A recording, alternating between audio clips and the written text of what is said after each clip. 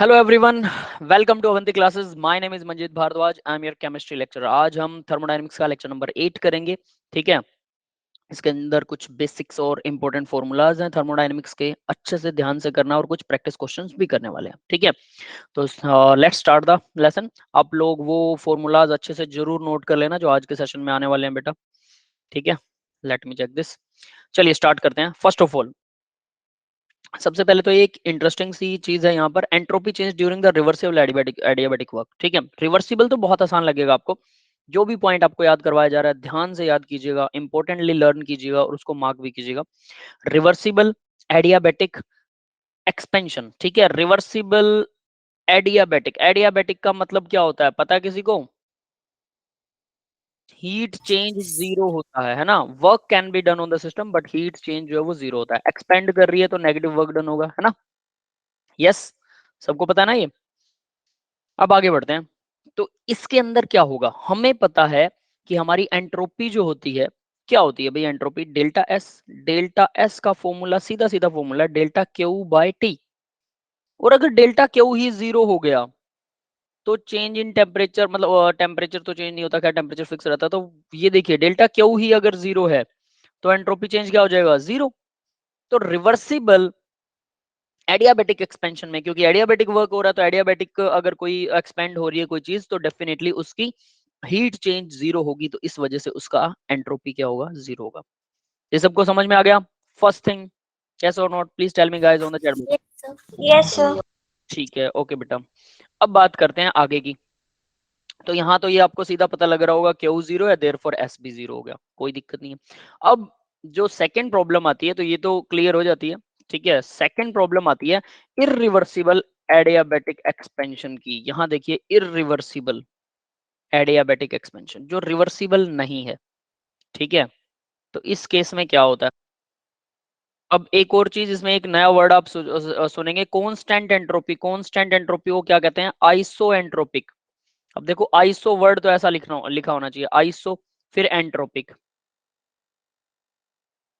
Iso entropic, iso का मतलब होता है सेम और एंट्रोपी का मीनिंग होता है डेल्टा एस, है ना। चेंज इन एंट्रोपी, रैंडमनेस में चेंज आ रहा है। ठीक है, तो सेम, वो डेल्टा एस सेम रहेगा, मतलब चेंज नहीं होगा। That is the meaning of the iso entropic. अब यहाँ आप लोग आइसो एंट्रोपिक की स्पेलिंग थोड़ी सी गड़बड़ वाली सी पढ़ेंगे। वहां लिख रखा है इज इन एंट्रोपिक, इस एंट्रोपिक। क्यों?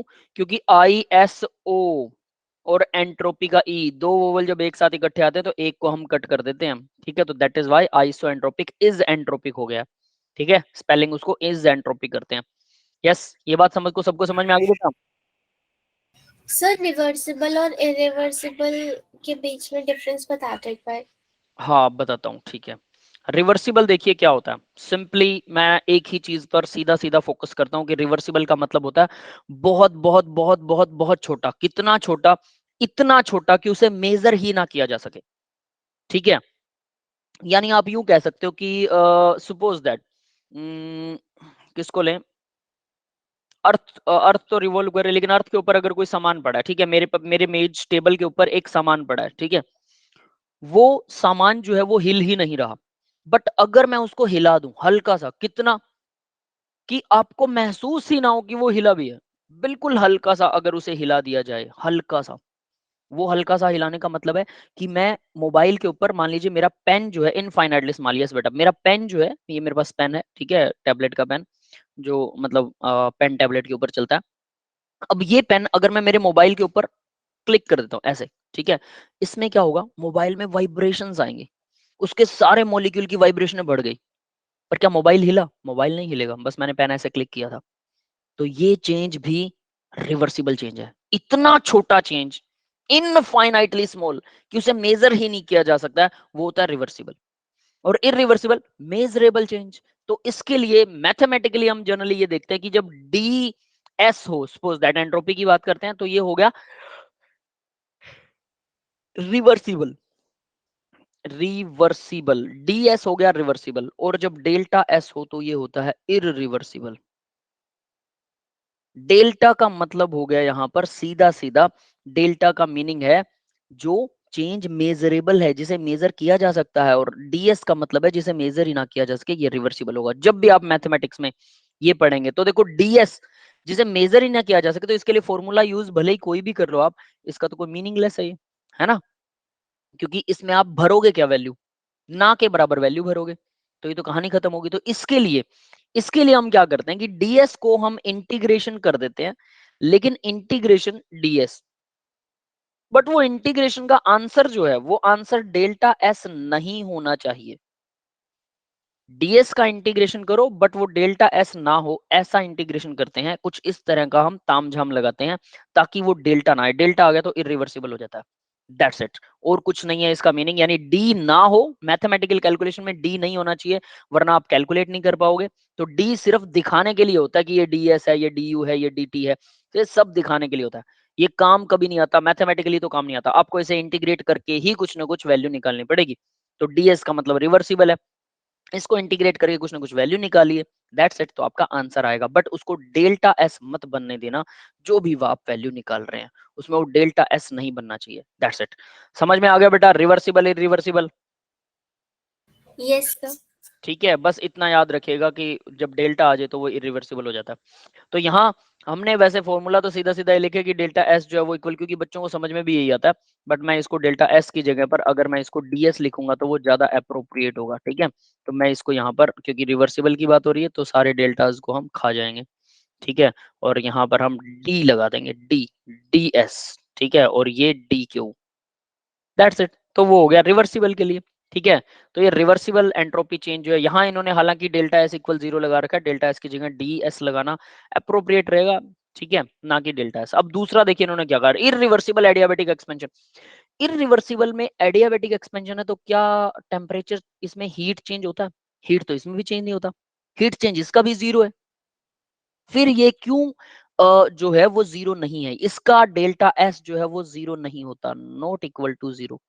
किसका? अभी आपको याद रखना है कि इसका डेल्टा एस 0 नहीं होता है, ठीक है, अब ये ध्यान रख लेना, delta S is not equal to 0, reversible adiabatic expansion का क्यों नहीं होता डेल्टा एस 0। अब जरा एक चीज देखिए, आपने एंट्रोपी की थी लास्ट लेक्चर में, जब हमने एंट्रोपी पढ़ाया था मैंने पहली बार, ठीक है, जब एंट्रोपी वर्ड आया था तो उसमें मैंने बोला था कि एंट्रोपी दो तरह से बढ़ती है लास्ट लेक्चर के अंदर, एक सॉलिड से कोई चीज लिक्विड हो जाए, लिक्विड से कोई चीज गैस हो जाए, नंबर ऑफ मॉलिक्यूल्स की मूवमेंट बढ़ रही है, रैंडमनेस बढ़ रही है, यानी फ्रीडम टू मूव इंक्रीज हो रहा है, तो डेफिनेटली इन एंट्रोपी इंक्रीज हो रही है। ये बात सबको समझ में आ गई, पहली बात। Yes guys, yes sir. है ना, यस सर। है ना। अब ये तो ठीक है, एंट्रोपी ऐसे बढ़ता है, बिल्कुल ठीक है। अब एक और चीज है जिसमें एंट्रोपी बढ़ता है, अगर आप लोगों ने वो एग्जांपल देखा हो, एंट्रोपी ऑफ मिक्सिंग, मिक्सिंग की एंट्रोपी, यहाँ हाइड्रोजन गैस है सपोज दैट, यहाँ ऑक्सीजन गैस है, दोनों को सेपरेट कर रखा है मैंने, दो बॉक्स है मेरे पास और उनको एक बीच में पार्टीशन से मैंने सेपरेट कर रखा है। अब अगर ये मैं पार्टीशन हटा देता हूँ तो अब बताइए कि हाइड्रोजन और ऑक्सीजन मिक्स होंगी या नहीं होंगी? होंगे सर। Yes sir. अपने आप हो जाएंगी। ये भी तो क्या यहाँ पर टेम्परेचर इंक्रीज हुआ, क्या यहाँ पर प्रेशर इंक्रीज हुआ? कुछ नहीं हुआ, कोई चीज कोई टर्म चेंज नहीं हुई है, हीट चेंज हुई, हीट भी चेंज नहीं हुई। सपोज दैट मैं इसको ऐसे रख देता हूँ, इंसुलेशन कर देता हूँ, ठीक है, तो इंसुलेशन के अंदर ये अपने आप मिक्स हो गई, अपने आप मिक्स हो गई। तो अगर इंसुलेटेड हो गया, हीट चेंज के बिना भी ये मिक्स हो रही है, डेफिनेटली ये भी एंट्रोपी चेंज ही है। तो एंट्रोपी बढ़ रही है ना सिस्टम की, यानी कि अगर कोई चीज मिक्स हो जाती है ना, भले ही उसका वॉल्यूम नहीं बढ़ेगा, दोनों का वॉल्यूम उतना ही रहेगा, दोनों गैसेस का वॉल्यूम उतना रहेगा, दोनों गैसेस का टेम्परेचर उतना ही रहेगा, बट वो मिक्स हो गए, इम्प्योर हो गए। तो चीजें इम्प्योर होना चाहती हैं, everything wants to be impure, वो प्योर नहीं रहना चाहती है। आपको सोना जो मिट्टी में मिला हुआ मिलता है, कभी भी गोल्ड जो है आप उसको एक्सट्रैक्ट करेंगे तो उसको निकालने के लिए बहुत सारी प्रोसेसेस करनी पड़ेंगी, बट अगर सोने को पाउडर बना के वापस मिट्टी में डाल दिया तो सब फिर से मिक्स हो जाएगा, इतनी सारी मेहनत पानी में गई, है ना। तो यानी हर चीज मिक्स होना चाहती है, तो हर चीज की एंट्रोपी मिक्सिंग से भी बढ़ती है। नॉट ओनली कि उसकी रैंडमनेस बढ़ जाए, यहाँ दोनों गैसेस की रैंडमनेस अभी कह सकते हैं कि उतनी है, ठीक है, क्योंकि दोनों का वॉल्यूम सेम था, दोनों का टेम्परेचर और सब कुछ सेम था, बट इनकी मिक्सिंग की वजह से, इसको एंट्रोपी ऑफ मिक्सिंग बोलते हैं, ऐसे भी एंट्रोपी बढ़ती है। तो यानी सिर्फ इतना ही नहीं है। तो एडियाबैटिक वर्क में क्या होता है जब वो इरिवर्सिबल होता है, तो उस केस में देखना आप जरा क्या हो रहा है और आपको समझ में आएगा। एक्सपेंड करवाऊंगा मैं गैस को, ठीक है, इरिवर्सिबल एडियाबैटिक वर्क में, तो ये मेरे पास एक चैम्बर है और इस चैम्बर के चारों तरफ जो है वो इंसुलेशन लगा हुआ है, ठीक है, इंसुलेटेड एक कोटिंग लगा दी मैंने, इसको इंसुलेट कर दिया। अब इस चैम्बर के अंदर यहां एक गैस है, ठीक है, इस तरफ एक गैस है और इस तरफ है वैक्यूम। यहां वैक्यूम है, खाली जगह। और मैं क्या करता हूं, इसको यहां से अगर मैं पार्टीशन को हटा दूं तो वॉल्यूम गैस जो है वो एडियाबेटिकली, क्योंकि हीट एक्सचेंज नहीं होगा, चारों तरफ से बंद है डब्बा, एडियाबेटिकली वैक्यूम में चलेगी, वॉल्यूम इंक्रीज हो गया इसका, है ना, एक्सपेंड हो गई, एक्सपेंशन हुई, एडियाबेटिकली हुई, इरिवर्सिबल है, क्योंकि ये चेंज जो है धीरे धीरे नहीं है, सडन चेंज है, अचानक से। धीरे धीरे मतलब कितना धीरे, अगर आप कहें कि मैं तो थोड़ी नोब खोल देंगे सर और आराम से चेंज चलता रहेगा, है ना, तो नोब थोड़ी नहीं खोल सकते आप, थोड़ी भी अगर खोलेंगे तो वो थोड़ी नोब इतनी थोड़ी नहीं है कि आप कह दो कि ये तो सर मतलब मेजरेबल नहीं है। थोड़ी नोब भी आपके लिए मेजरेबल है। अगर आप इसको बात करते हैं कि लिटिल चेंज, तो लिटिल चेंज इतना लिटिल होता है, इनफाइनाइटली स्मॉल, कि आप उसे मेजर ही नहीं कर सकते। यूं समझिए कि अगर आप इसको रिवर्सिबली करना चाहेंगे तो एक एटम यहां वैक्यूम में आपको एक एटम डालना पड़ेगा, एक एटम, और वो भी इनफाइनाइट टाइम में एक एटम वैक्यूम में डालिए, फिर दूसरा एटम वैक्यूम में डालिए। ये बात समझ में आ रही है बेटा सबको? Yes guys, Yes, sir. है ना? तो मतलब आप इसको रिवर्सिबली तो नहीं कर सकते, तो ये प्रोसेस इरिवर्सिबली होगी, वैक्यूम के अंदर गैस चली जाएगी, है ना, नोब खोलते ही वैक्यूम में गैस आ गई, इरिवर्सिबली आ गई, तो इरिवर्सिबली एडियाबेटिक एक्सपेंशन हो गया। क्या हीट चेंज हुआ? नहीं हुआ, बट गैस का वॉल्यूम बढ़ गया ना।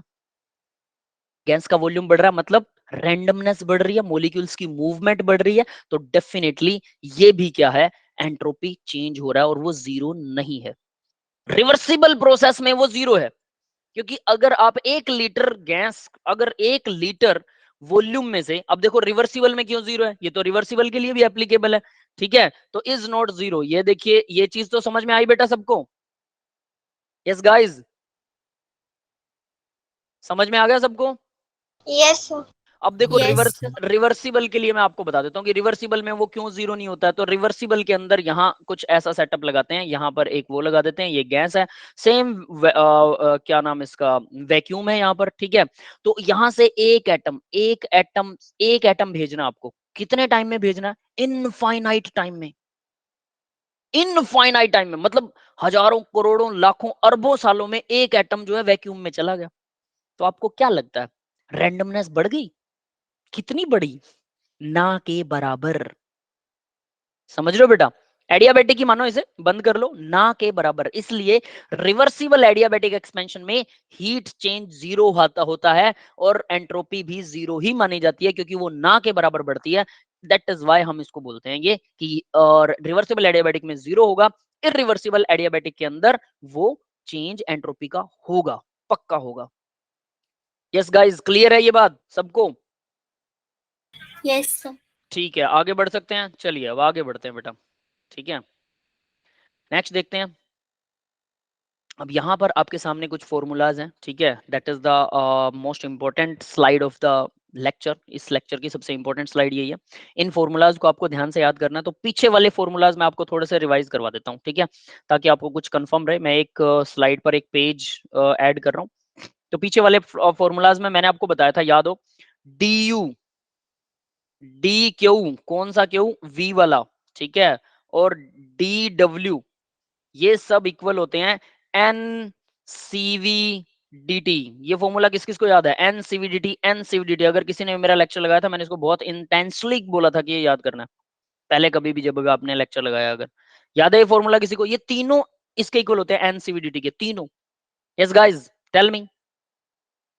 किसी दूसरे टीचर ने करवाया होगा डेफिनेटली, सभी के आया बेटा, किसी की तो क्लास लगाई होगी आपने, किसी ने नहीं लगाई? साक्षी हैज रेज हिज हैंड। हाँ बेटा बोलो, कुछ कहना चाहते हो? सर आपने कहा ना कि याद है किस किस को। ओके, आपको याद है, ठीक है ठीक है, ओके ओके ओके, ठीक है, बहुत अच्छी बात है। तो अगर किसी बाकी बच्चों को अगर याद नहीं है, कोई बात नहीं है, लेकिन अभी याद कर लीजिए। मैं फिर से बता रहा हूँ, ये अभी याद कर लीजिए। डी यू भी एनसीवीडीटी के इक्वल होता है, डी क्यू वी U होता है इंटरनल एनर्जी, V होता है Q होता है heat at constant volume, V वाला कांस्टेंट वॉल्यूम, dW जो है वो वर्क डन होता है और वो सब NCV/dt के इक्वल होती है। N यहाँ पर नंबर ऑफ मोल है, CV heat capacity at constant volume और DT टेम्परेचर चेंज है। ठीक है, हल्के वल्के चेंज है तो आप इनकी जगह पर डेल्टा भी लगा सकते हैं। D को आप ये लिख सकते हैं भाई डेल्टा U डेल्टा Q, वो सब डेल्टा में भी चलेगा। ठीक है, यानी रिवर्सिबल के लिए भी रिवर्सिबल के लिए दोनों के लिए सेम फॉर्मूला है। अब बात करते हैं कि ये जो डी क्यू है, इसको अगर मैं डी क्यू के साथ प्रेशर कांस्टेंट कर दूं, वो भी एनसीवीडीटी होता है लेकिन वहां प्रेशर कांस्टेंट हो जाएगा, तो वो एनसीपीडीटी होगा। यस, फॉर्मूला सेम रहेगा। यस बेटा, ये सबको समझ में आया? Yes sir. अब इसमें एक ट्विस्ट है। ठीक है, जब कांस्टेंट प्रेशर पर हीट दी जाती है तो हम उसको क्या बोलते हैं? उसे बोला जाता है एंथैल्पी। तो ये इक्वल है डी एच के। यस गाइस, एंथैल्पी ही होती है जो कांस्टेंट प्रेशर पर हीट दी जाती है। यस, क्लियर है ये फॉर्मूला सबको? एंथैल्पी मतलब Yes, अगर डी क्यू वी है, क्यू के साथ वी है, हीट एट कांस्टेंट वॉल्यूम है, तो सीवी लगेगा। कांस्टेंट हीट कैपेसिटी भी कांस्टेंट प्रेशर वॉल्यूम वाली होगी, बट सीपी कब लगेगा, यानी कांस्टेंट प्रेशर वाली हीट कैपेसिटी कब होगी? जब क्यू के साथ पी लगा हुआ है या फिर अकेला एच लिखो। एच का मतलब वही होता है, heat capacity, sorry enthalpy H होता है, और एंथैल्पी का मतलब कांस्टेंट वॉल्यूम के कांस्टेंट प्रेशर के ऊपर दी गई हीट होती है। That's it. ठीक है, तो ये हमारे पीछे वाले फॉर्मूला था। अब हम एक और फॉर्मूला जो आपने यहां से उठाएंगे उसको सिस्टम एंट्रोपी। ये वाला फॉर्मूला आप सभी ने पहले इकट्ठी फॉर्म में, पिछले लेक्चर में इकट्ठा फॉर्म में किया होगा, एनसीपी नेचुरल लॉग T2/T1 वाला। तो इसी को मैं लिख रहा हूं, कुछ खास अलग नहीं लिख रहा हूं। डेल्टा एस, डेल्टा लिख सकते हैं, कोई दिक्कत नहीं है, इक्वल होता है एन सीपी। ठीक है, सीवी भी लिख सकते हैं, कोई दिक्कत नहीं है, सीवी नेचुरल लॉग, ठीक है, T2/T1, ये दोनों के लिए एप्लीकेबल होता है। और प्लस T1 T2 T2/T1, ठीक है, और प्लस में इसके था एन आर। ये फॉर्मूला याद है किसी को? पिछले लेक्चर में करवाया था ये, एन आर नेचुरल लॉग, और यहां पर आएगा V2/V1, या फिर आप लिख सकते हैं V2/V1 की जगह पर P1/P2 लिख सकते हैं। यस गाइस, ये वाला फॉर्मूला याद है, पिछले लेक्चर में हुआ था। Yes sir. ठीक है, तो अगर ये फॉर्मूला आपको लर्न है, बहुत अच्छी बात है। तो अब हम बस इसी फॉर्मूले को थोड़ा सा तोड़ देंगे। क्या तोड़ेंगे? यहां पर मान लीजिए V2/V1 की वैल्यू 0 भर दूं, या P1/P2 की वैल्यू, ये मैंने P1/P1 लिख दिया क्या? आप लोग मेरे फॉर्मूलाज को ध्यान से नहीं देखते बेटा? मैं लिखने में गड़बड़ कर देता हूँ कई बारी। मैं सोचता हूँ कि हमारे बच्चे उसको आराम से ढूंढ लेंगे, इसलिए मैं बोलते बोलते लिखता हूँ। दैट इज वाई बोलते बोलते लिखने में ना कई बार गड़बड़ हो जाती है। मैं चुप होके फिर लिखूंगा, आराम से सोचूंगा, तो मेरा माइंड कंसंट्रेट रहेगा, बट मुझे लगता है कि आप लोग उसे करेक्ट कर देंगे, है ना? तो P1/P2 तो ध्यान दिया कीजिए, मैं बोल तो सही रहा होता हूँ बट कई बार लिख गलत देता हूँ, तो वो आपकी जिम्मेदारी है भाई। ठीक है, मुझे अवेयर करवाना कि सर ये आपने कुछ गड़बड़ लिखा है, कैलकुलेशन वगैरह में भी ऐसी गड़बड़ हो सकती है। तो देखो, इस फॉर्मूला को हम तोड़ देंगे। V2/V1 को अगर मैं 0 भर दूं तो मतलब चेंज इन वॉल्यूम हो ही नहीं रहा है। ठीक है, तो ये टोटल टर्म 0 हो जाएगी, तो वो NCV नेचुरल लॉग T2/T1 हो जाएगा, है ना? NCP भी लिख सकते हैं उसे, CV की जगह पर CP भी लिखा जा सकता है। तो इन्हीं फॉर्मूला को अब हम थोड़ा बेटरली करेंगे। तो यहाँ ये देखो, सिस्टम एंट्रोपी ऑफ सिस्टम जो है NCP नेचुरल लॉग T2/T1, ये फॉर्मूला सबको समझ में आ गया? मतलब बाकी की जो दूसरी टर्म है, इस पूरी टर्म को, ये वाली टर्म को वो 0 मान के चल रहा है। ठीक है, दैट्स इट, और कुछ भी नहीं है इसमें। यस गाइस, समझ में आ गया बेटा सबको? ये फॉर्मूला हो गया क्लियर? Yes sir. है ना? अब देखो ऊपर जो फॉर्मूला लिखा हुआ है इन्होंने, डेल्टा DU जो होता है वो CVDT होता है, इंटरनल एनर्जी चेंज। इसको हमने डिस्कस नहीं किया, है ना? वो डिस्कस रह गया था। ठीक है, हाँ, एक और चीज देखो, मैंने ये तो बता दिया कि डेल्टा H जो होता है वो इक्वल होता है, तो मैं दूसरे कलर से लगाता हूँ, ये व्हाइट हो जाता है ना, तो आपको कलर शायद दिखाई नहीं देगा स्लाइड्स में। डेल्टा H जो है वो तो आपको पता लग गया, वो क्या होता है? डेल्टा क्यू प्रेशर वाली, ठीक है, प्रेशर कांस्टेंट हो वो वाली हीट। लेकिन अगर वॉल्यूम कांस्टेंट होता है, डेल्टा क्यू पी और वी हो, वॉल्यूम कांस्टेंट हो, तो उसको डेल्टा यू बोलते हैं। यस, ये बात समझ में आई बेटा? इंटरनल एनर्जी चेंज होता है वो, यानी जब आप वॉल्यूम को कांस्टेंट करके किसी चीज को गर्म कर रहे हो ना, तो वो जितना भी हीट ले रहा है, वो सारी हीट टेम्परेचर के चेंज में आपको दिखाई देगी, और टेम्परेचर का चेंज मतलब इंटरनल एनर्जी का चेंज। गुड दिस, यानी जब आप वॉल्यूम कांस्टेंट करके किसी को हीट देते हो तो उसकी इंटरनल एनर्जी चेंज होती है, ये लिखा हुआ है वो। और जब आप प्रेशर कांस्टेंट करके किसी को हीट देते हो तो इंटरनल एनर्जी के साथ साथ, अब मैं एक और फॉर्मूला लिख रहा हूं, ध्यान देना इस पे, डेल्टा एच जो होता है वो इक्वल डेल्टा क्यू पी कह सकते हैं प्रेशर कांस्टेंट पर, तो वो होता है डेल्टा यू, इंटरनल एनर्जी तो सिस्टम की चेंज होती है, प्लस पी डेल्टा वी भी होता है, प्रेशर वॉल्यूम वर्क डन भी होता है। यस गाइस, ये बात समझ में आ रही है बेटा सबको? Yes sir. ये पुराने वाले फॉर्मूला है लेकिन मैं फिर भी यहाँ पर रिपीट कर रहा हूं ताकि इन फॉर्मूलाज में आप इतना कंफ्यूज, एक स्लाइड को 5 मिनट में पास कर सकता हूं मैं, ठीक है। मुझे पता है कि सीधा बताना है, इनकी डेरिवेशन आपके सिलेबस में भी नहीं है तो हम करवाने वाले भी नहीं है ना, सीधा याद करने आपको, लेकिन मैं आपको रिकॉल करवा के बता रहा हूं कि इनमें आपस में रिलेशन थोड़ा ध्यान से करना, सारे सेम से दिन नजर आते हैं तो पीछे वाले भी थोड़ा आपके रिवाइज हो जाए, that is the better thing, ठीक है। तो एंथैल्पी हमें पता है U प्लस पीवी होती है, यानी कि जब प्रेशर कॉन्स्टेंट होता है तो internal energy plus work done होता है, इंटरनल एनर्जी तो चेंज होगी प्लस वर्क डन होगा, है ना। तो यानी हमारी हीट दो हिस्सों में बट जाती है जब हम प्रेशर कांस्टेंट पे हीट देते हैं, और इसी वजह से इसको बोलते हैं एंथैल्पी। इसका नाम चेंज कर दिया साइंटिस्टों ने कि इसको एंथैल्पी कहेंगे। और जब हीट वॉल्यूम कांस्टेंट पर दी जाती है तो सिर्फ एक ही काम होता है, इंटरनल एनर्जी सिस्टम की चेंज होती है, टेम्परेचर चेंज होता है, दैट इज इट, है ना। दोनों एक ही बात है वो। तो ये अब यहाँ पर अब मैं आपको बता देता हूँ पीछे वाले फॉर्मूले में, delta U equal n Cv d T, देखो delta U equal n Cv delta T होना चाहिए। एन जो है यहाँ पर नंबर ऑफ मोल 1 ले लें तो ये एन खत्म कर सकता हूं, यस गाइज, ठीक है बेटा, यस सर। है ना। तो एन हो गया खत्म, तो डेल्टा इक्वल आ गया एन से। तो इसके लिए तो मैंने आपको सीधा बताया भी था कि डेल्टा यू क्या होता है भाई, डेल्टा यू ले लो, वो n C V d T होता है, ठीक है। डेल्टा टी लिखेंगे, डी लिखा है तो डेल्टा टी, है ना, डेल्टा टी। या फिर आप डेल्टा यू की जगह पर डेल्टा क्यू भी लिख सकते हैं, डेल्टा क्यू कौन सा, सीवी लिखा हुआ है तो डेल्टा क्यू वी वाला, ठीक है, सीवी लिखा है तो, वरना उसे सीपी लिखेंगे हम, क्लियर है। यानी डेल्टा क्यू पी लिख दिया तो वो n C P d T हो जाएगा, डेल्टा टी हो जाएगा, बस इतना सा फर्क है। ये मैंने इस इधर फॉर्मूला लिखा है क्या, एन सी पी वाला, यहाँ लिखा, हाँ ये लिखा हुआ, ये रहा, ठीक है, मुझे लगा मैंने राइट ही नहीं किया, तो वो सीपीडीटी हो जाएगा, ठीक है, सेम। तो यानी यहाँ जो मैंने मेंशन कर रखा है इसको मैं आराम से नंबर ऑफ मोल 1 कर दूं तो सीधा ये लिख दिया इसने, और कुछ नहीं किया। और डेल्टा एच जो है वो सीपीडीटी, एन सीपीडीटी, देखो ये सीपी लिख दिया ना इसने, डेल्टा एच आया तो सीपी हो गया क्योंकि वो क्यूपी है, और ऊपर वाला उसने बस ऊपर वाला नहीं दिखाया, ये एक दिक्कत वाली बात है कि वो ऊपर वाला शो नहीं कर रहा। ये जो डेल्टा यू है ये एक्चुअल में डेल्टा क्यू वी है, बस ये याद रख लेना, ये डेल्टा क्यू वी है, इसलिए वहां वॉल्यूम कांस्टेंट है, सीवी भी वही यूज होगा। यस गाइस, अभी तक किसी को कोई प्रॉब्लम है इन फॉर्मूलाज के अंदर अभी तक जो हमने मेंशन किए? यस बेटा, एनीवन एल्स, किसी कोई डाउट है? Guys are you there? Yes sir. ठीक है, प्रॉब्लम है बेटा कोई? अभी तक कोई समझ में ना आया तो बोलो। No sir. ठीक है, ओके देन आगे बढ़ते हैं, ठीक है। तो देखिए, अब मैं मतलब ये दोनों फॉर्मूलाज वही हैं जो मैंने वहां लिखे हैं, तो हम इसको यहाँ पर लिखने की कोई जरूरत नहीं, वो नेक्स्ट स्लाइड में सब के सब लिखे हुए हैं। बस इस स्लाइड के अंदर जो काम की चीज है वो ये वाला फॉर्मूला है, ठीक है। इसको हमने वो पीछे वाले फॉर्मूले को बस दो हिस्सों में तोड़ दिया, नथिंग स्पेशल। अब बात करते हैं नीचे जो लिखा हुआ है फॉर सराउंडिंग।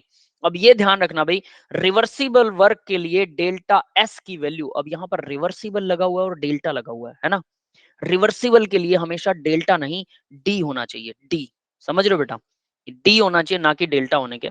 तो wait a moment guys, I think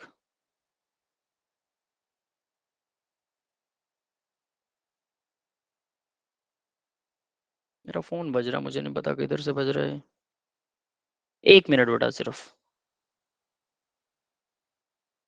okay ठीक है, ठीक है।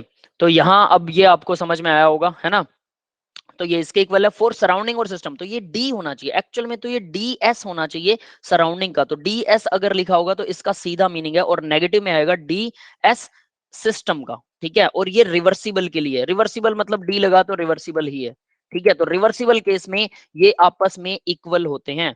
अब इन्होंने डेल्टा लगाया मतलब रिलायबल चेंज किया है तो वो इरिवर्सिबल होना चाहिए, बट अगर उसे इंटीग्रेट कर दिया जाए, इस चेंज को अगर हम इंटीग्रेट कर दें और फिर किसी तरह से डेल्टा ना आने दे, बल्कि एक बड़ी वैल्यू बना ले, ठीक है, बट डेल्टा चेंज ना आने दे, तो हम उसको बड़ी वैल्यू को भी आपस में माइनस कर सकते हैं। तो यहाँ पर डेल्टा लगाने का मतलब ये है कि ये था तो रिवर्सिबल के लिए, बट इस चेंज को बड़ा कर लिया गया, ठीक है। कैसे किया गया उसके चक्कर में हम नहीं पढ़ेंगे, ठीक है, उसकी डेरिवेशन क्या थी, कैसे थी, वो हम नहीं देखने वाले हैं। बस आपको ये याद रखना है कि अगर रिवर्सिबल हो तो वो नेगेटिव सिस्टम की एंट्रोपी कम हो रही है तो सराउंडिंग की बढ़ेगी।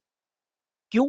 हीट है, सिस्टम अगर सराउंडिंग को हीट दे देता है तो हीट डायरेक्टली प्रोपोर्शनल है हीट के, हमारी जो एंट्रोपी है, देखिए एस क्या है, वो डेल्टा क्यू बाय ये डेल्टा एस टी इसके इक्वल है ना, तो डायरेक्टली प्रोपोर्शनल है हीट के। अगर सिस्टम की हीट बढ़ रही है, सिस्टम की हीट बढ़ रही है तो सराउंडिंग की कम हो रही है, क्योंकि सराउंडिंग से लेगा वो। अगर सिस्टम की हीट कम हो रही है तो सराउंडिंग को देगा वो, तो सराउंडिंग की हीट बढ़ रही है, सराउंडिंग की हीट बढ़ रही है मतलब सराउंडिंग का एंट्रोपी बढ़ रहा है, बस।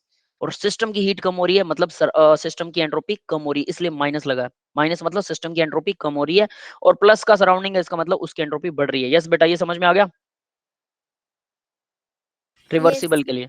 इरिवर्सिबल के लिए तो सीधा फॉर्मूला क्यू बाई टी है, बात खत्म है। सेम एज इट इज यहाँ पर लिखा हुआ है फॉर सराउंडिंग एंड सिस्टम, वो तो सेम ही फॉर्मूला लिख दिया इन्होंने, है ना, सिस्टम और सराउंडिंग के लिए, लेकिन साथ में कुछ और फॉर्मूलाज ऐड कर रखे हैं, वो मैं अब आपको बता देता हूँ कौन से फॉर्मूलाज हैं वो।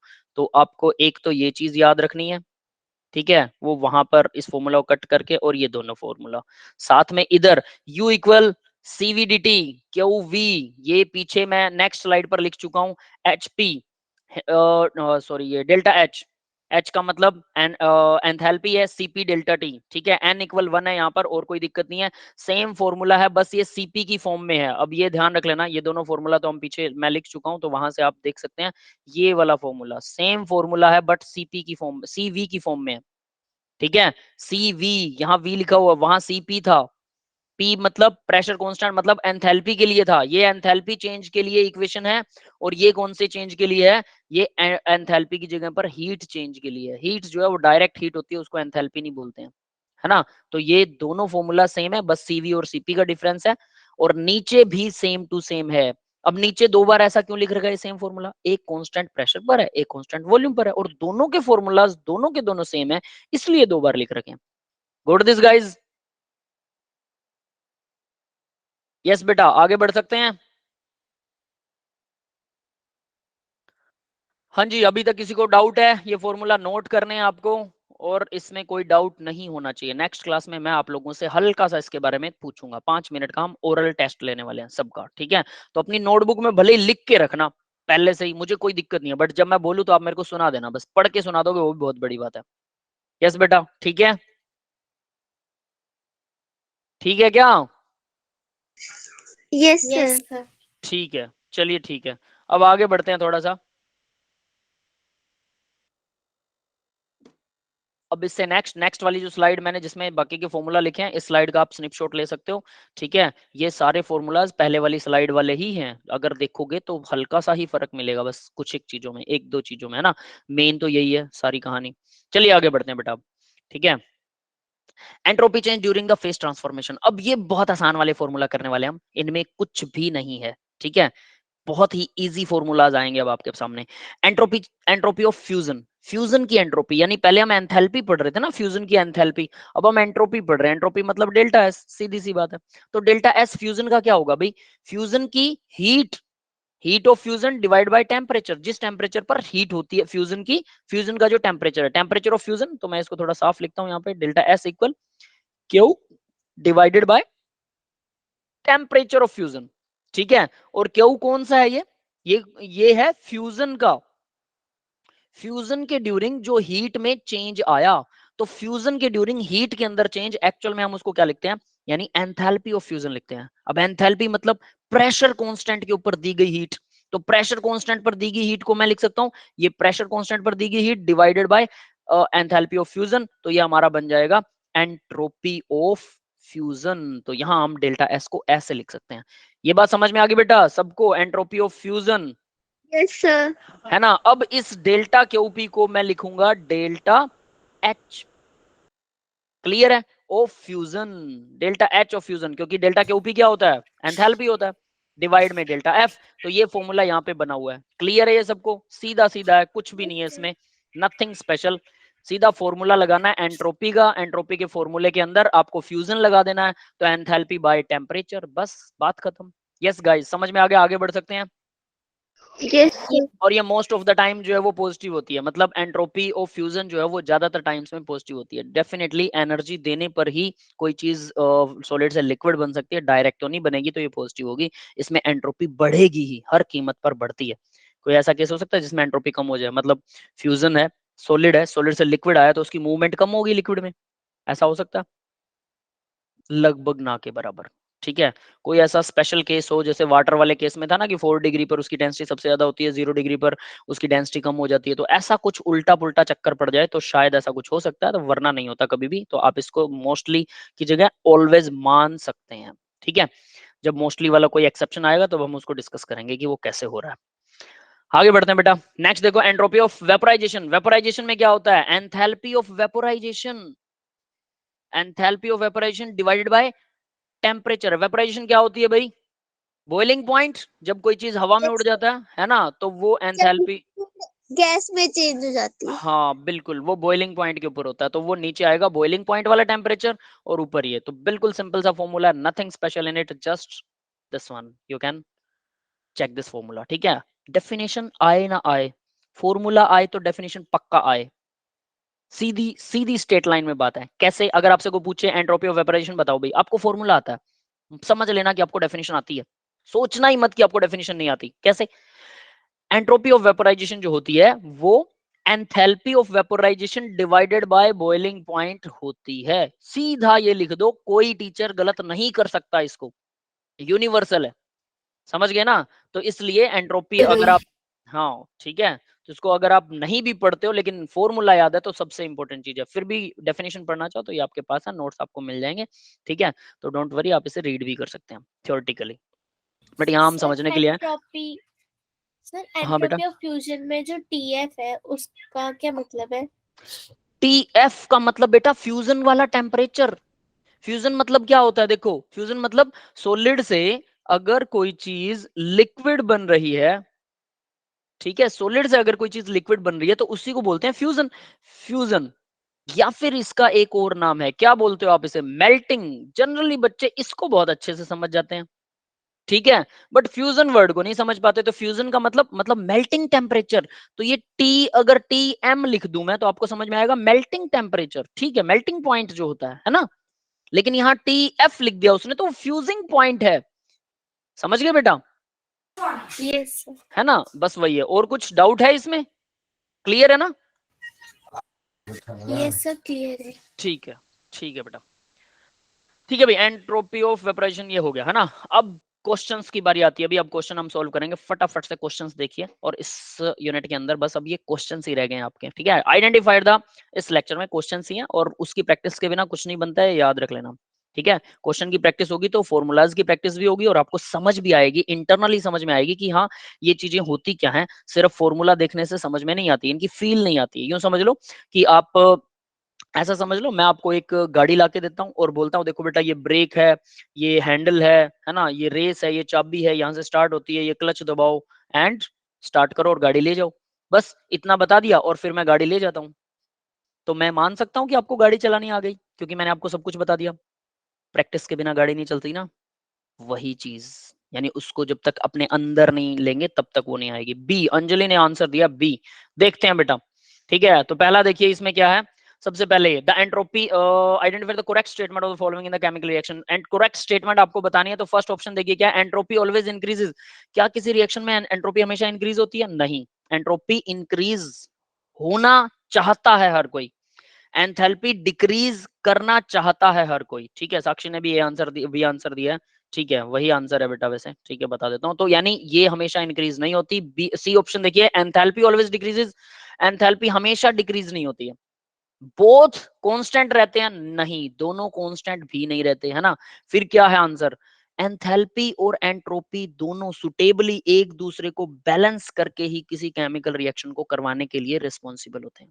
मतलब सिस्टम की एंट्रोपी बढ़ रही है, ठीक है, और एंथैल्पी डाउन जा रही है। हर सिस्टम चाहता है कि मेरी एनर्जी कम हो जाए और मेरी रैंडमनेस बढ़ जाए, हर सिस्टम यही चाहता है। बट अगर मान लो कि उसकी रैंडमनेस ज्यादा बढ़ रही है, बहुत ज्यादा, और एंथैल्पी भी थोड़ी सी बढ़ रही है, एनर्जी, सिस्टम की एनर्जी थोड़ी सी बढ़ गई बट एंट्रोपी बहुत ज्यादा बढ़ गई, तो वो सिस्टम रिएक्शन करना चाहेगा भले ही उसकी एनर्जी बढ़ रही है, बट एंट्रोपी क्योंकि उसकी ज्यादा बढ़ रही है इसलिए वो रिएक्शन फेसिबल होगी, पॉसिबल होगी। इसका रिवर्स भी सही है, अगर एंथैल्पी बहुत, सिस्टम की एनर्जी बहुत कम हो रही है, भले ही उस एनर्जी कम के साथ में उसकी एंट्रोपी भी कम हो रही है, जबकि सभी सिस्टम एंट्रोपी को, फ्रीडम को ज्यादा मानते हैं, उसे फ्रीडम चाहिए, तो वो एंट्रोपी को कम कर लेगा अगर उसकी एनर्जी बहुत ज्यादा कम हो रही है तो, ठीक है। और कई बार दोनों का बैलेंस भी होता है, तो उस हिसाब से बैलेंसिंग करके ही सिस्टम, कोई भी सिस्टम जो है वर्क करता है। ठीक है बेटा, आगे बढ़े, समझ में आ गया सबको? सर आपने ये पिछले क्लास में भी कराया था ये वाला क्वेश्चन। हाँ, ये पिछली क्लास में था ये, ठीक है, आई नो दिस, ठीक है। कुछ क्वेश्चंस हैं वो रिपीट होने वाले हैं, ठीक है, वो डोंट वरी अबाउट दिस। हाँ, पिछली क्लास में डेफिनेटली हो सकता है। Entropy of the universe is, universe की एंट्रोपी क्या होती है? सर कॉन्टिन्यूसली हाँ, ये हम पहले शुरू में फर्स्ट उस लेक्चर में ही हमने बोला था कि यूनिवर्स बिग बैंग से बना था, बड़ा धमाका हुआ था, और सारी चीजें अब एक दूसरे से दूर जा रही हैं। सन, जो सोलर सिस्टम हमारा, और जो गैलेक्सी है वो दूसरी गैलेक्सियों से दूर जा रही है। जो चीज एक दूसरे के अट्रैक्शन में वो तो है, लेकिन बाकी की सब चीजें एक दूसरे से दूर जा रही हैं, तो यूनिवर्स कंस्टेंटली क्या हो रहा है? फैल रहा है। नेक्स्ट देखो भाई, अब ये एक हमारे पास क्वेश्चन आया, इसको सॉल्व करेंगे, ठीक है। For the reaction X2O4 equal आता है 2XO2, डेल्टा यू दे रखा है 2.1 किलो कैलोरी, और एस दे रखा है 20 calorie per kelvin at 300 kelvin. Delta G बताना है। तो सबसे पहले तो आपको इसके फॉर्मूले आने चाहिए, तो डेल्टा जी निकालना है, तो हम डेल्टा जी का फॉर्मूला लिखेंगे। सबसे पहले डेल्टा जी होता है delta H minus T delta S. ये फॉर्मूला नोट कर लेना, याद कर लेना आप सभी, ठीक है। तो डेल्टा जी क्या होता है? फ्री एनर्जी होती है, गिब्स जी, ठीक। जरा सोचो, फॉर्मूला मैंने लिख दिया, डेल्टा एच दिया हुआ है, नहीं दिया, टी दिया है, यस 300 केल्विन, मैं यहाँ लिख देता हूँ जो जो गिवन है। डेल्टा यू आपको दे रखा है 2.1 किलो कैलोरी, ठीक है, और डेल्टा एस आपको दे रखा है 20 कैलोरी पर केल्विन, ठीक है, CAL लिखना पड़ेगा है ना, पर केल्विन, ओके। और एट टेम्परेचर आपको दे रखा है उसने कितना? 300 केल्विन। ये चीजें गिवन है, तो यहाँ देखो भाई, टी दे रखा है, डेल्टा एस दे रखा है, डेल्टा एच नहीं दिया, इसके बिना हमारा ये क्वेश्चन सॉल्व नहीं होने वाला है। तो डेल्टा एच कैसे निकालें? तो चलिए डेल्टा एच को निकालते हैं। डेल्टा एच का फॉर्मूला याद है किसी को? हाँ बेटा, क्या कह रहे हो? सर वो delta H equals to U plus हाँ हाँ हाँ, बोलो। Delta Q. H equal U, delta U plus, क्या था plus? P delta V, P delta V, यही है ना। बट हमारे पास प्रेशर और वॉल्यूम तो नहीं है, डेल्टा यू तो दिया है बट प्रेशर वॉल्यूम नहीं है, तो इस फॉर्मूले का एक और चेंज है, याद है किसी को वो? Delta U plus delta n g R T, PV equal nRT, पता है ना? Yes guys, yes sir. तो पीवी इक्वल एनआरटी, पीवी की जगह में मैंने डेल्टा एनजीआरटी भर दिया। टेम्परेचर चेंज नहीं हो रहा तो उसके सामने डेल्टा नहीं लगेगा, एन चेंज हो सकता है, तो रिएक्शन अब देखो डेल्टा एन निकालना अपने को, बस अपना काम बन गया। तो रिएक्शन देखो क्या कहती है भाई, रिएक्शन लिख रहा हूं मैं यहाँ पे, X2O4 1 मोल लिक्विड, एल लगा हुआ है, ये बहुत इंपॉर्टेंट है, ठीक है, एरो लगाएंगे अब, और 2XO2 बनेगा, और ये क्या है? ये गैस है, ठीक है।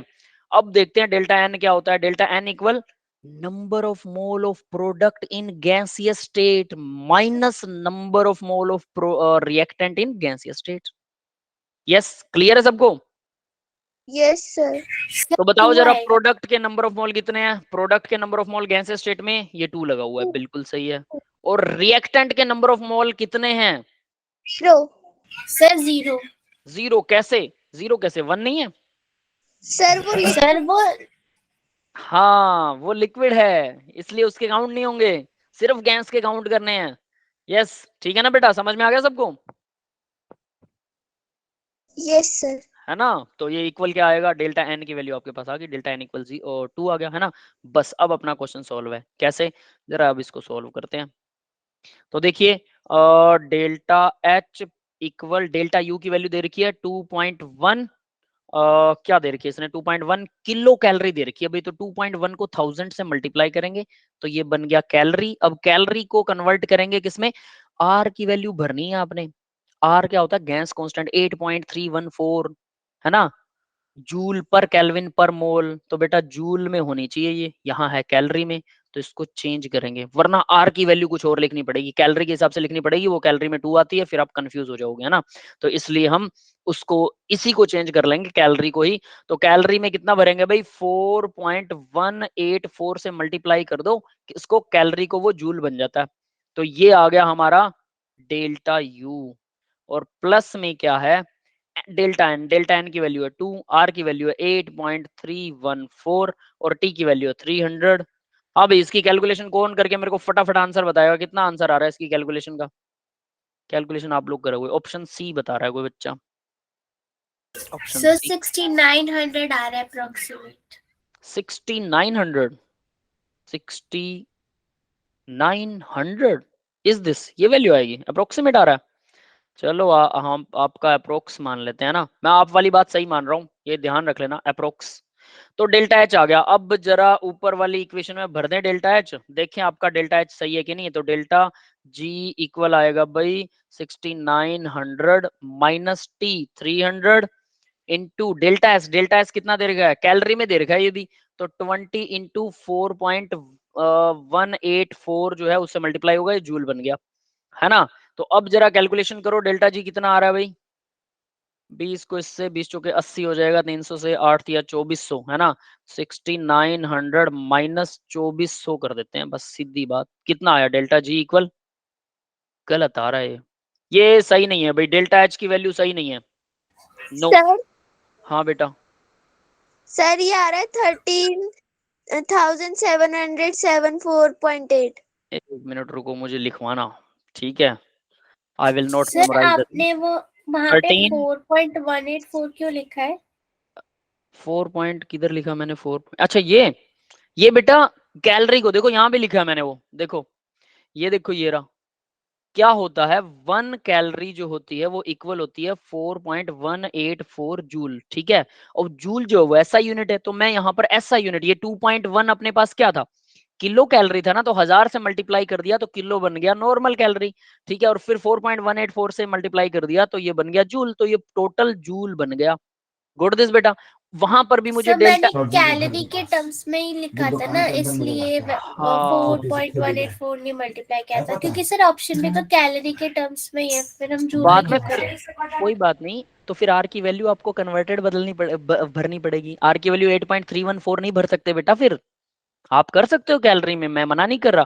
फिर आर की वैल्यू को जब मैं कन्वर्ट करूंगा उसके का इस कैलोरी के अंदर जब उसको कन्वर्ट करेंगे तो वो 1.9 आती है, 8 पॉइंट, हाँ 4 दूना, हाँ लगभग 2, 1.97 आती है कैलोरी, भर दूं यहाँ पे 1.97, सीधा आंसर आ जाएगा डेल्टा एच का।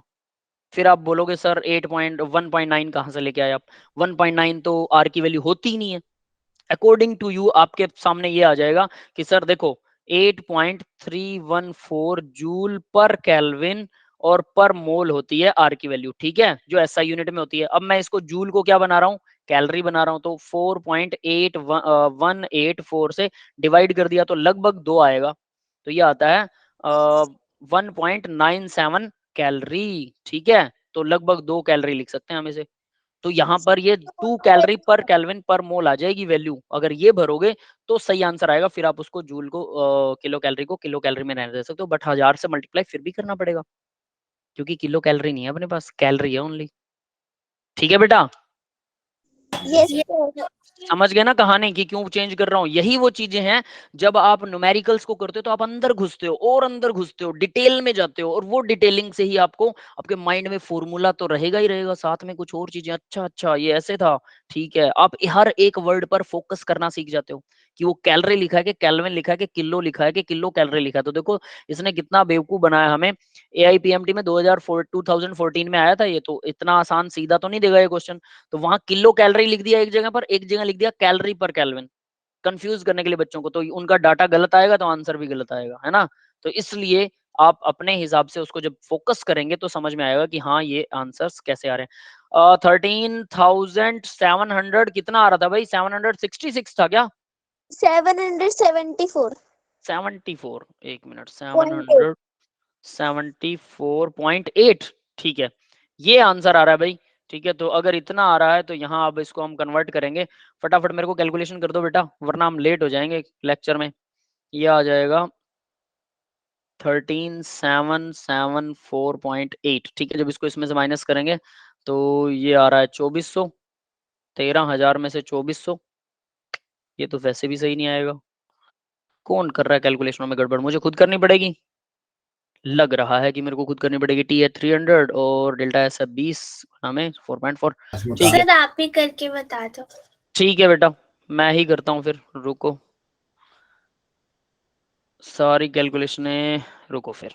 2 पॉइंट, आपके पास नोटबुक पेन है ना सबके पास में? मैं जो वैल्यू लिखवाऊंगा वो फटाफट नोट करना, ठीक है। 2.1 मल्टीप्लाई में आ रहा है 1000, मल्टीप्लाई में आ रहा है 4.184। नोट करो भी, 8786.4, इसकी वैल्यू आ रही है 8786, 8786.4। ठीक है, तो ये आता है 8786.4। सबसे पहले इसकी वैल्यू बदलते हैं, 8786.4 और प्लस में आएगा ये वाली वैल्यू 3 इंटू 600 को 8.314 से मल्टीप्लाई करनी है। 600 मल्टीप्लाई में 8.314, क्या आता है 4988.4 और इसके प्लस में आ जाएगा 8786.4, 13774.8। ये तो सही है, कोई दिक्कत नहीं है इसमें। ठीक है, डेल्टा एच की वैल्यू इतनी आएगी, डेल्टा एच। और उसके बाद नेक्स्ट क्या है 300, तो इसको करते हैं 300 मल्टीप्लाई के अंदर आएगा 20, मल्टीप्लाई के अंदर आएगा 4.184, 25,104। ये गलत आंसर दे रहे थे आप लोग मेरे को, है ना? इसका आंसर गलत आ रहा था, 13,774.8 और माइनस में 25,000। कितना बोला था मैंने? 25,000 भूल गया मैं, याद है किसी को?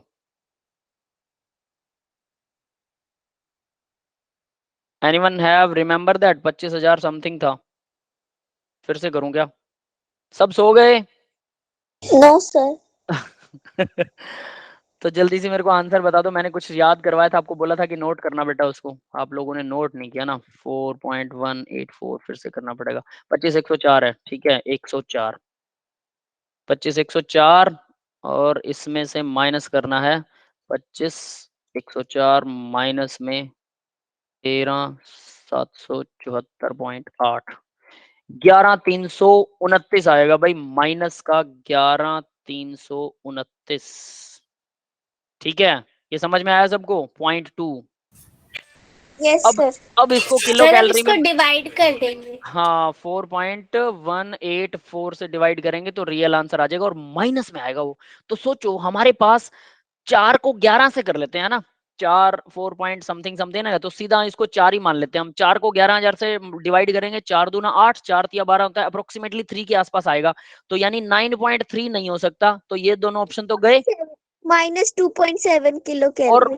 प्लस का 2.7 नहीं हो सकता, तो definitely be will be the right answer. Yes बेटा, ये समझ में आया? बिना कैलकुलेशन के हमने आंसर निकाल लिया, यानी Yes, लास्ट वाली कैलकुलेशन बच गई, बाकी सब तो हमने कर लिया था। ठीक सर है, इतनी तो कैलकुलेशन की अभी। हाँ वो की मैं बोल रहा हूँ, बट लास्ट में नहीं किया ना। देखो लास्ट में हमने नहीं किया, लास्ट में मैंने बिना कैलकुलेशन किए आपको, यानी आपको ना माइंड में ये रखना होता है, ठीक है, कि माइंड में ये आपको रखना होता है कि आप लोग किस हिसाब से आंसर को देख रहे हो। आंसर्स भी माइंड में रहने चाहिए जब हम क्वेश्चन करते हैं, तब जाके क्वेश्चन सॉल्व होते हैं। समझ गए ना? yes sir. है ना? तो वो आंसर्स को जरूर माइंड में रखिएगा, वरना क्वेश्चन सॉल्व करते टाइम ना कई बार हम बहुत दूर चले जाते हैं और आंसर्स को ध्यान ही नहीं रखते हैं, और आंसर निकला पड़ा होता है बट हम दूर निकल जाते हैं। ठीक है, तो दैट इज वाई। समझ में आ गया? ठीक है, तो चलिए बेटा अब आगे बढ़ते हैं। तो यहाँ क्या था भाई? अच्छा, डेल्टा एच की वैल्यू थी ना समथिंग समथिंग, ये समथिंग समथिंग करके टोटल। चलो मैं इसको भी सही करके यहाँ लिख देता हूँ। डेल्टा एच की वैल्यू जो कैलकुलेशन से आ रही है 13,774.8 आएगा। ठीक है, ये जूल आएगा, जूल। सर मैंने सही बताया था। सही बताया था बेटा, आपने सही बताया। मैंने बोल दिया था कि हाँ आपका सही था, लेकिन वो आगे वाली कैलकुलेशन शायद गलत थी, इस वजह से सम नहीं निकल रहा था। डोंट वरी, चलिए अब आगे बढ़ते हैं। तो आगे देखते हैं भाई, गिब्स फ्री एनर्जी। अब इसके बारे में देखो, Gibbs free energy delta G standard enthalpy delta G पूछा उसने, ठीक है। तो डेल्टा जी की वैल्यू पूछ रहा है, decrease sharply with increase temperature, temperature increase करने के साथ किसकी फ्री एनर्जी सबसे ज्यादा बढ़ेगी, ये बोल रहा है वो, ठीक है। तो इसका सिंपल तरीका बता देता हूँ, देखो ग्रेफाइट है और ऑक्सीजन है, तो डेल्टा एन निकाल लो सबका बस, डेल्टा एन। पहली इक्वेशन के लिए डेल्टा एन क्या निकलेगा, हाफ प्रोडक्ट, ये प्रोडक्ट है हाफ गैस फॉर्म में, गैस याद रखना गैस होना चाहिए, हाफ और ग्रेफाइट सॉलिड है लेकिन ऑक्सीजन गैस है, माइनस हाफ कितना आया, 0, सर 0। ठीक है। बी इक्वेशन में क्या आएगा, प्रोडक्ट गैस में है, यस है, 1 सर मोल है, हाफ आएगा। और रिएक्टेंट ये हो गया, ये हाफ है, ठीक है, माइनस हाफ आएगा, तो ये आ गया हाफ, ठीक है। और सी इक्वेशन में, सी में सारे गैस हैं, तो 1 माइनस में 1.5, ये 1.5 यस बनेगा ना, ये यस 1.5 सर। बनेगा, तो ये कितना आ जाएगा, माइनस हाफ, -1/2। ठीक है। नेक्स्ट डी, इसमें तो एंट्रोपी क्या हो रही है, इंक्रीज हो रही है, ये तो ऑप्शन हो ही नहीं सकता, ठीक है। एंट्रोपी इंक्रीज नहीं, हमें एंट्रोपी डिक्रीज कर जाएगी तभी डेल्टा जी नेगेटिव होगा, डेल्टा जी नेगेटिव होता है तो मतलब रिएक्शन स्पॉन्टेनियस होती है, तो टेम्परेचर इंक्रीज करने पर डिक्रीज हो रहा है डेल्टा जी, ठीक है। तो टेम्परेचर को इंक्रीज करेंगे तो रिएक्शन का रेट बढ़ेगा, रिएक्शन जल्दी हो जाएगी, यानी वो अपने आप और फास्ट हो रही है, फास्ट हो रही है तो मतलब डेल्टा जी की नेगेटिविटी बढ़ रही है, क्योंकि डेल्टा जी जब नेगेटिव होता है तब रिएक्शन अपने आप हो जाती है, तो टेम्परेचर बढ़ाओगे तो टेम्परेचर इंक्रीज, टेम्परेचर पर रिएक्शन अपने आप हो जाएगी, है ना, तो वैसा कुछ चलेगा। तो यहाँ डी ऑप्शन देखते हैं अब, सर डी ऑप्शन में, हाँ बेटा, सर डी भी नहीं होगा। डी ऑप्शन में 1 सॉलिड है, ये तो सॉलिड है 1 तो, है ना, 1 तो सॉलिड है, प्रोडक्ट सॉलिड है, माइनस रिएक्टेंट क्या है, हाफ। हाफ ही है, हाँ 1/2, तो ये भी आ गया सर माइनस। -1/2 आ रहा है इसमें भी। तो आंसर क्या आएगा, B will be the right option, yes guys, समझ में आ रहा है बेटा सबको। यस। यस तो यहाँ मैं फॉर्मूला भी लिख देता हूँ, डेल्टा एन जो होता है वो product minus reactant gas, gas, ठीक है, दैट्स इट। तो इससे निकालेंगे, और जिसका ये हाईएस्ट है, डेल्टा एन की वैल्यू हाईयर है तो डेल्टा जी नेगेटिव होगा उसका, क्लियर है।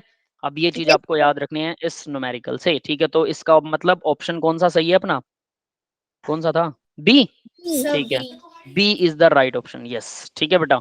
आगे बढ़ते हैं, तो अब एक और इक्वेशन देखिए, इसके अंदर क्या है, डेल्टा एच दे रखा है, डेल्टा एस दे रखा है, the reaction is spontaneous, reaction spontaneous है, मतलब डेल्टा जी की वैल्यू माइनस में है, तो बोल रहा है assume that with the pressure, तो प्रेशर टेम्परेचर बताना है इसे, temperature don't very with temperature, temperature के साथ वेरी नहीं कर रहे, ये तो एक कंडीशन है, टेम्परेचर बताना है कि कितना होगा। तो अब इसके लिए ना ये भी एक ट्रिकी क्वेश्चन है, डेल्टा जी इक्वल क्या होता है, delta H minus T delta S, ठीक है, ये पता है ना। Yes sir. डेल्टा जी क्या होना चाहिए, नेगेटिव होना चाहिए स्पॉन्टेनियस के लिए, तो यानी मैं लिख सकता हूं delta H minus T delta S equal delta G था, तो इक्वल नेगेटिव लिख सकता हूं, लिख सकता हूं, है ना, यस गाइज। यस और सर। नेगेटिव का मतलब क्या होता है कि डेल्टा जी जो है वो क्या होना चाहिए, 0 से छोटा होना चाहिए, लेस देन छोटा, तो यहाँ ग्रेटर देन लेस देन पूछा है, तो ये नेगेटिव वाली इक्वेशन नहीं चलेगी, ये वाली इक्वेशन नहीं चलेगी, इसको काट देते हैं। तो यानी नेगेटिव तो ठीक है लिख तो दिया मैंने, बट एक्चुअल में डेल्टा जी हमें ग्रेटर देन लेस देन लिखना है, तो ये लेस देन 0 है, 0 से छोटा है, तो मैं डेल्टा जी वाली इक्वेशन में इस टोटल को, ये भी तो डेल्टा जी है ना, तो डेल्टा जी की जगह पर इस टोटल इक्वेशन को लिख सकता हूँ, delta G yes sir. H negative T delta S, और वो ग्रेटर देन 0 और लेस देन 0 होना चाहिए, ठीक है, ये आ गया समझ में सबको। Yes sir. तो अब इसी में चेंज करना है आपने, वो क्या चेंज करना है, डेल्टा टी की वैल्यू निकालनी है बस, डेल्टा एच इक्वल, वो माइनस वाले को उधर ले जाओ, प्लस हो जाएगा, टी डेल्टा एस हो जाएगा, है ना। तो अब जरा देखो क्या समझ में आ रहा है, delta H divided by delta S greater than equal T, T की वैल्यू आ गई, बन गया अपना फॉर्मूला। यहाँ फॉर्मूला बनाना इंपॉर्टेंट था, पता है, ये फॉर्मूला नहीं है, ये है formula, applicable formula. Yes guys, समझ में आ गया बेटा। यस। अब यहां से आप आंसर निकाल सकते हो, मतलब कौन सा आंसर सही होना चाहिए, टेम्परेचर दे रखे हैं, एक तो ग्रेटर देन 298 दे रखा है, ठीक है, एक ग्रेटर देन 425 दे रखा है, ऑल टेम्परेचर हो ही नहीं सकते, लेस देन तो हो ही नहीं सकता क्योंकि अपने फॉर्मूले में ही ग्रेटर देन आ रहा है वो, है ना, टी की तरफ बड़ा होना चाहिए, यहाँ टी की तरफ छोटा है, क्लियर है। तो यानी बी और डी में से एक ऑप्शन है, समझ में आ रहा है बेटा? बी और डी में से एक ऑप्शन है, सही नहीं है अंजलि बेटा, या पहले दिया था आपने शायद, दिया ना आंसर, चलो कोई बात नहीं। तो देखो बी और डी सर में से, अभी नहीं दिया ये। हाँ हाँ समझ गया, मेरे को याद आ गया, ठीक है। तो हम लिख सकते हैं, अब देखो ये ध्यान से लिखना होता है, मैं टी पहले लिख रहा हूँ, तो टी क्या है, टी की तरफ बड़ा निशान है, इसको देखना, कहीं आप वो सेम साइन एस ऐसे का ऐसे ही लगा दो तो वो गलत हो जाएगा, है ना। टी की तरफ बड़ा है और delta H by delta S जो वो छोटा है। अब आप ना वैल्यू भरो, डेल्टा एच दे रखा है इसने, कितना है 35.5, ठीक है डेल्टा एच, और दूसरा डेल्टा एस कितना है, वो है 83.6। 3.6 किलो जूल पर मोल। किलो जूल पर मोल दोनों सेम है तो ठीक है, दोनों किलो जूल से किलो जूल कट जाएगा, तो इसमें इंटर कन्वर्ट करने की जरूरत ही नहीं पड़ेगी। तो कितना आंसर आएगा अभी 35.5, 35.5 डिवाइडेड बाय कितना 83.6,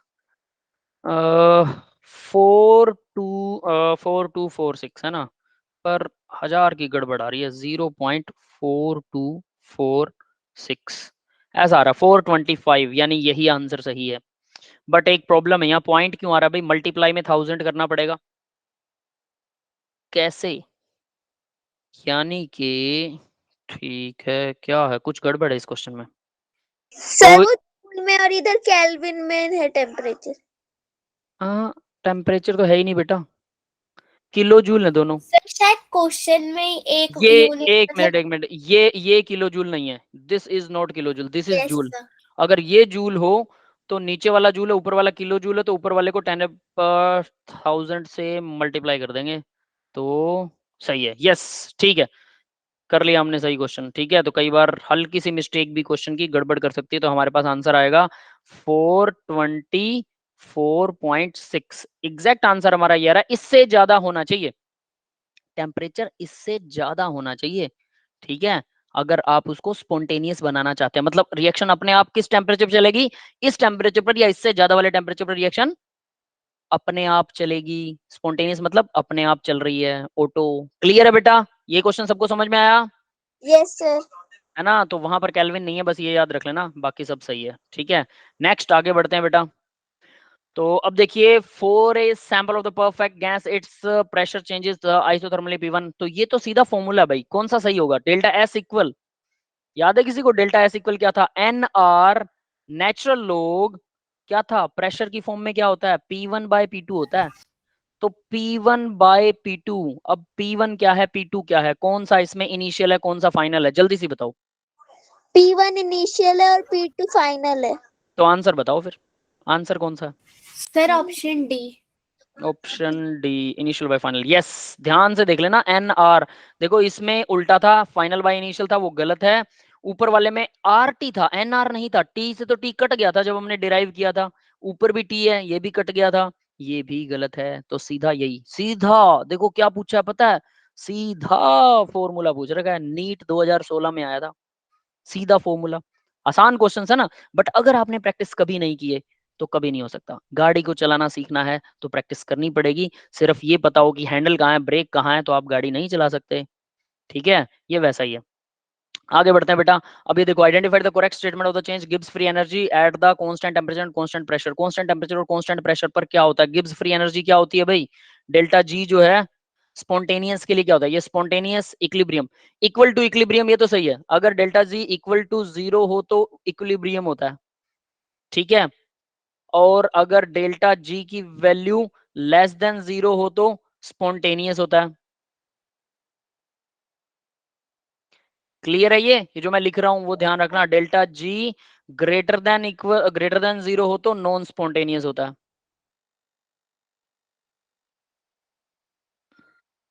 यस बेटा, समझ में आ गया है सबको। तो बी, यस सर। बी सही ऑप्शन है, इसके अलावा कोई है, डेल्टा जी 0 से बड़ा है तो स्पॉन्टेनियस है, 0 से बड़ा तो नॉन स्पॉन्टेनियस होती है, गलत है ये, है ना। और डेल्टा इक्वल 0 है तो वो क्या बोल रहा है, स्टिल मूविंग, मूव नहीं करता कोई, कहीं नहीं जाता फिर इक्वल 0 है तो। और लेस देन 0 है तो नॉन स्पॉन्टेनियस, वो स्पॉन्टेनियस होता, नॉन नहीं होता, ठीक है। सारे ऑप्शन गलत हैं, ये चीज बस इन तीनों से आंसर आ जाएगा। क्लियर है। नेक्स्ट देखो, अब ये 10th क्वेश्चन है शायद। A reaction occur spontaneously if, reaction spontaneously होती है कब, डेल्टा जी इक्वल क्या है, ठीक है, delta H minus T delta S. तो ये कह रहा है पहले ऑप्शन में देखो टी डेल्टा एस और एच इक्वल है, ये पूरी टर्म और ये पूरी टर्म इक्वल है, दोनों दोनों बराबर है, इनकी वैल्यू मैथमेटिकल वैल्यू बराबर है। सर बोथ जीरो हो जाएगा फिर तो, वो तो H equal and S R positive, दोनों पॉजिटिव हैं तो टोटल जीरो आ जाएगा, तो डेल्टा जी जीरो आ जाएगा, तो स्पॉन्टेनियस हो सकती है? नहीं हो सकती, पहला नो ऑप्शन गलत। दूसरा ऑप्शन देखो, टी डेल्टा एस की वैल्यू बड़ी है, माइनस वाला बड़ा है, एच छोटा है, बोथ आर पॉजिटिव, नेगेटिव हो जाएगा। बोथ आर पॉजिटिव नेगेटिव हो यस जाएगा, तो वो स्पॉन्टेनियस है। Yes, B is the right option, है ना? Yes sir. सी देखें अब, टी डेल्टा एस छोटा होगा और दोनों पॉजिटिव है, ये तो उल्टा हो गया, ऊपर वाले का उल्टा हो गया, हो ही नहीं सकता, है ना? डी डी देखते हैं अब, डी क्या कहता है? गलत है ना?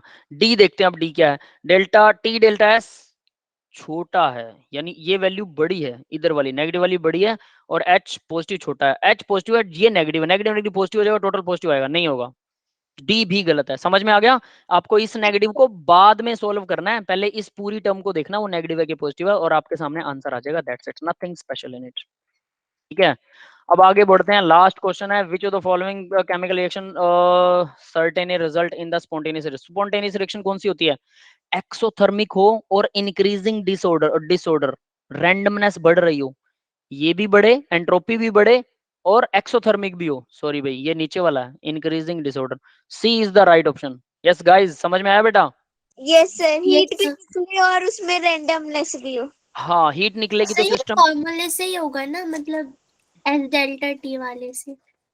नहीं बेटा, इस ये किसी फॉर्मूला, यहाँ कोई फॉर्मूला यूज नहीं हो रहा है, यहाँ नॉर्मल थ्योरी यूज हो रही है। वो कह रहा है कि अगर कोई रिएक्शन स्पॉन्टेनियस है तो डेफिनेटली उसकी एनर्जी उसकी कम होनी चाहिए और रैंडमनेस उसकी बढ़नी चाहिए, तभी कोई रिएक्शन स्पॉन्टेनियस होती है। दोनों चीजें अगर सही हो तो स्पॉन्टेनियस पक्का है, वरना हमें ये देखना पड़ता है दोनों में से कौन सी चीज ज्यादा बढ़ रही है या ज्यादा घट रही है, और उसके बेस पर भी रिएक्शन चली जाती है। ठीक है, ये जस्ट कॉमन नॉर्मल थ्योरी है। क्लियर है बेटा? दोनों यस चीजें, यानी एंट्रोपी बढ़ रही हो, इंक्रीज हो, और एनर्जी बाहर निकल रही हो, मतलब उस सिस्टम की एनर्जी डाउन जाएगी तभी वो हमें हीट देगा ना। एक्सोथर्मिक मतलब सराउंडिंग को हीट मिल रही है, तो सराउंडिंग को सिस्टम की हीट कम हो रही है, सिस्टम की हीट कम हो, एंट्रोपी बढ़ रही हो, तो वो पक्के तौर पर डेफिनेटली वो क्या होगी? स्पॉन्टेनियस होगी। That's it. ठीक है, that's it for the today's session guys. अब आप लोग मुझे अपने डाउट बताइए, मैं रिकॉर्डिंग ऑफ कर रहा हूँ बेटा, ठीक है? फिर आपके डाउट्स जो हैं वो डिस्कस करते हैं। किसी को कोई डाउट है देन